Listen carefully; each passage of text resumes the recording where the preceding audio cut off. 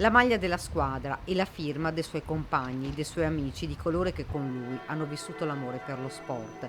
Astro nascente del rugby Sandonà e studente della scuola edile a Treviso, Giorgio Conte, 15 anni, è morto il 21 dicembre, forse a causa di una trombosi cerebrale. Nel Duomo tanti hanno voluto essere presenti.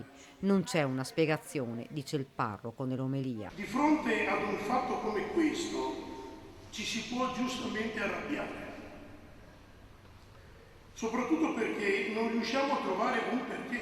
La bara chiara sopra la maglia e quel pallone ovale che lui amava tanto. A parlare la mamma Eleonora. Grazie, dice, anima bella. Guarda in quanti sei riuniti qui oggi, non è da te, così timido e introverso, ma credo che la tua semplicità, bontà, dolcezza e determinazione siano entrati nel cuore di tutti. Sei l'orgoglio di noi genitori, di tuo fratello, di nonni e zii.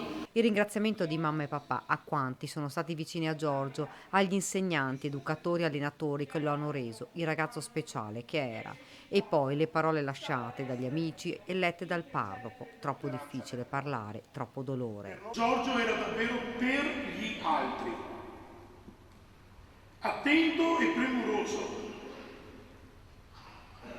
Scrive una sua amica, l'affetto che lui dava era un affetto vero. Un ragazzo timido ma deciso, con tanti sogni. Giorgio è stato uno dei ragazzi che ha vissuto meglio quel campo.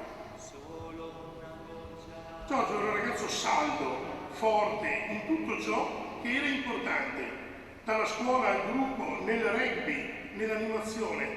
Si alzava tutte le mattine alle 5:30, deciso nella sua scelta scolastica, che lo portava a Treviso tutti i giorni, ma con ottimi profitti. Gli occhi lucidi degli amici e l'ultimo saluto.